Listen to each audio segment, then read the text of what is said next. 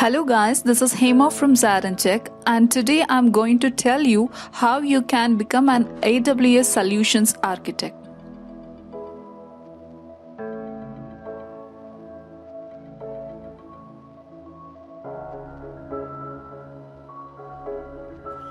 Please subscribe to our YouTube channel and also don't forget to press the bell icon that will keep you notified about the latest update. For more information, find us on Facebook, Twitter, Instagram, and Google+. At ZaranTech, we provide instructor-led live online and self-paced video training with standard study material from certified trainers. We also provide resume and interview assistance, and we have longer course duration which has a role-based training approach and flexible workshop, and at the end of the training, we provide certificate of course completion. Contact us anytime as we support 24/7. So let's start to learn how to become an AWS Solution Architect. So, who is an AWS Solution Architect? Now, the main role of an AWS Solutions Architect is to help you deploy your applications on the AWS platform. This is nothing but a cloud computing platform, so it will not be wrong to say that you can't deploy your applications on the cloud computing platform yourself. It's just that when it comes to organizations, the applications that you need to deploy become a whole lot more complex.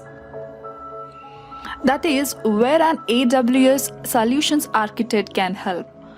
Nowadays, companies around the world have started migrating their physical infrastructure onto the cloud. That is where a natively solutions architect does help you migrate your physical infrastructure to the AWS cloud. Companies around the world work on a budget, and an AWS Solutions Architect will help design a cloud infrastructure based on the organization's budget. Before that can be done, however, an AWS Solution Architect has to create a design with an intricate and detailed blueprint of the cloud infrastructure that they plan to set up. AWS Solutions Architect also have to focus mainly on non-functional requirements like usability, reliability, scalability, and performance of the cloud infrastructure. They are also responsible when it comes to minimizing risks that an organization can face when it comes to cloud computing platforms. They could face risks such as security leaks, calculation mistakes, and application downtimes. An AWS Solution Architect has to ensure that this don't happen. Now, let's see how you can become an AWS Solutions Architect. In order to become an AWS Certified Solutions Architect, you need to clear the AWS Certified Solutions Architect Associate Level Examination. Now, here are some details about it. The exam scores ranges from 100 to 1000 marks, and the minimum passing score is 720. However, there is a catch that the passing marks are actually set using statistical analysis, so they can be changed based on how difficult the examination actually is.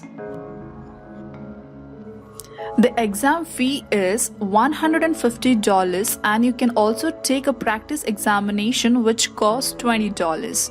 Now, regardless of the examination you take, either it be Solutions Architect, SysOps Administrator, or Developer Associate Level Examination, it costs $150, and for the Professional Level Examination, it costs $300.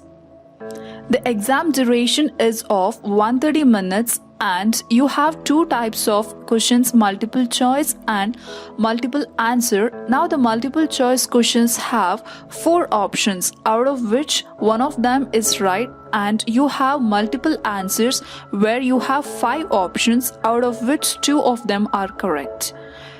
You can take the examination in English, Japanese, Korean, and simplified Chinese.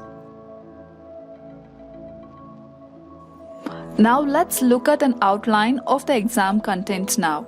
What you are going to see in the exam are 5 major domains, and here you have each one of the domains with their respective weightages. First, you have designing resilient architectures that has a weightage of 34%. Then you have both defining performant architectures and specifying secure applications and architectures that has a weightage of 24%. Then you have designing cost optimized architectures that has a weightage of 10%. And at last you have defining operationally excellent architectures that has a weightage of 6%. Now let's look at of these domains in detail. The first domain, that is design resilient architectures, can be divided into 4 parts. At first, you need to know how you can choose reliable or resilient storage using services like AWS S3, AWS Glacier, and AWS EBS. Then you have how you can design decoupling mechanisms using AWS services. This is possible with the help of AWS SNS. Now, these are all not only the services that enable this, these are just some of the services. Then how you can design a multi-tier architecture solution. Now this is important because you need to know how you can create a solution that involves several other services. Then you need to know how you can design highly available and fault-tolerant architectures. Now for the second domain, that is defining performant architectures. First, you have how to choose performance storages and database services that are used, such as AWS RDS, AWS Redshift, and AWS DynamoDB. The second step is how you can apply caching to improve performance. A service that can be used for this is AWS Elasticache.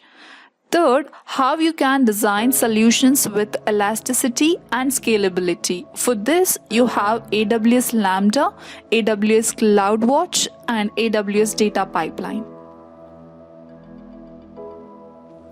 For the third domain, which is specifying secure applications and architectures, you need to know how you can secure applications using services like AWS Inspector, AWS CloudTrail, and AWS IAM.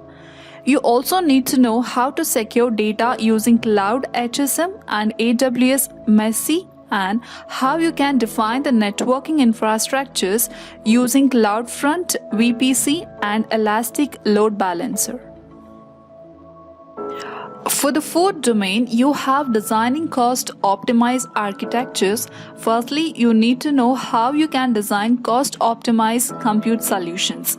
For that, you can use AWS EC2, Elastic Beanstalk, Lambda, and AWS Lightsail.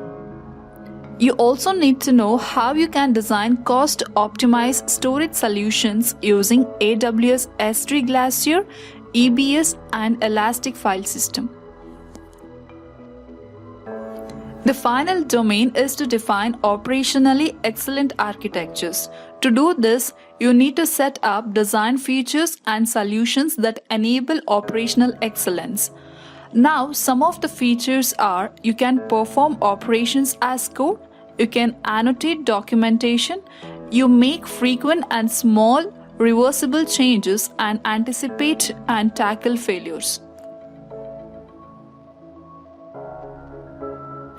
Now let's have a look at the job opportunities when it comes to AWS solution architects.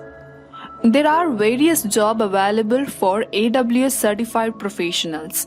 According to a report, approximately 4 million jobs are available in the US, among which 384,478 jobs available for IT professionals. In the US, an AWS solution architect can earn up to $122,087 per year. This salary may vary as per the experience and certification of the candidate. Job postings in AWS have always been more than Microsoft Azure and Google Cloud Platform. If you do a little bit of research, you will find out that there is a significant lacking of experienced personnel when it comes to AWS. So I would suggest this is the best time for you to get certified in AWS. I hope you guys found this informative and helpful. Thank you for watching and stay tuned for more updates. If you like this video, please hit the like button and also subscribe to your ZaranTech's YouTube channel for getting more updates.